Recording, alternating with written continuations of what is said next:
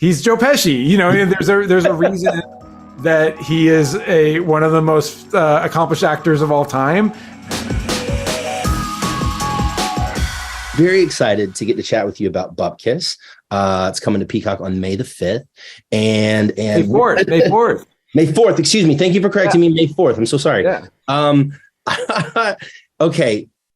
I haven't laughed this hard at a TV show, and I don't know how long. I mean, just, oh my gosh. But what I want to start with is this. The show is based on Pete Davidson, Pete Davidson's real life.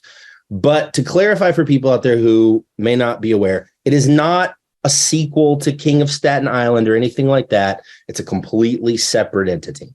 Yes. I mean, like, both of those projects do deal with aspects of Pete's real life, but no, this is not a continuation of that movie. Interestingly enough, I met Pete on the set of King of Staten Island. Oh, wow. I worked on that movie, and we just gravitated towards each other and became friends, and then got together to come up with this show. I met Pete and Dave Sirus on the set of King of Staten Island. That's so wild. And what are the what would you say are kind of the main differences between crafting that, comedy drama and this also sort of comedy drama? Yeah, I mean, I think the biggest departure of this project is tone and like shifting tone. This show has a sense of anarchy where we, wanted the show to be kind of boundless in terms of what it was allowed to do. And we take like huge shifts in tone between episodes. Sometimes even within episodes, we will be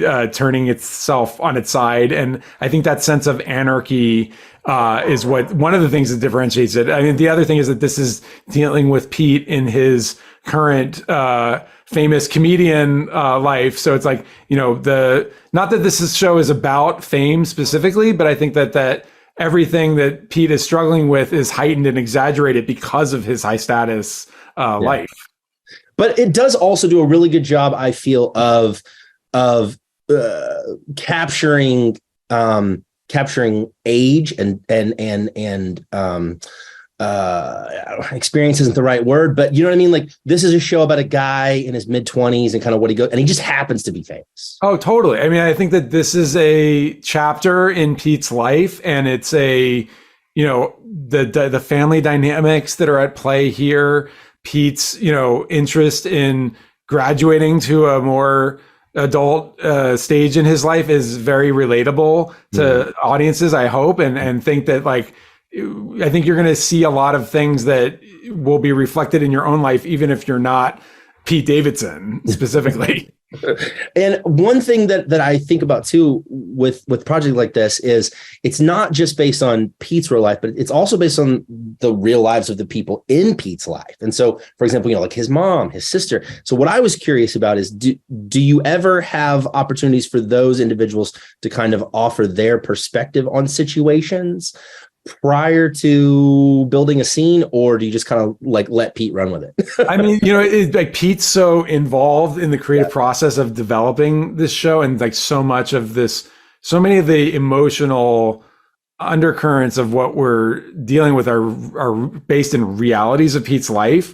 Pete is someone that when you're friends with him, he is a very sweet person that is sort of boundaryless. So you become very close with him very fast. Working on the King of Staten Island, I got to know Amy, his mom. I got to know his sister, Casey. So it's like, even though I'm not going to them specifically to get input on those characters, I feel like, Pete, Dave, and I have known each other long enough. The crew that we've assembled that are working on the show have a pretty intimate knowledge of Pete's world.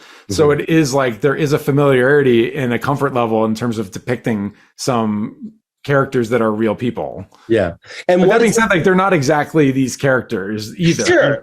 That makes perfect sense. Yeah. And I guess kind of attached to that, what is it like throwing in Joe Pesci and Brad Garrett and these characters who are, also like they serve real sincere purpose, but they're also kind of kooky and funny, and in that, they're this great trio of guys. Yeah. I mean, like it's a embarrassment of riches. Like, it's like you can't count on being able to work with Joe Pesci to bring Joe Pesci out of retirement to be a part of this show, to get Brad Garrett, the Edie Falco. Like, it's like, these are some of the best actors of our time, and to have them, provide such nuance and realism to some of the absurdities that we're exploring within the show is just incredible.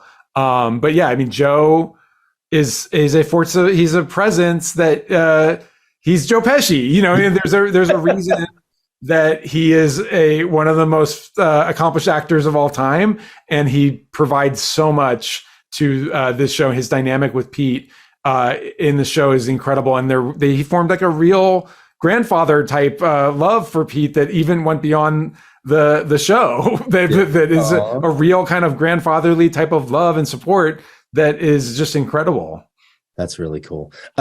That's so cool. There's a scene and I think there's a promo of it, but Joe is playing the piano and they're kind of sitting around and singing. Was that something that did just happen to happen, or was that like an actual scene that was meant to be shot? That was something that just happened. Like, that was something that it's something that we all know that Joe is a singer.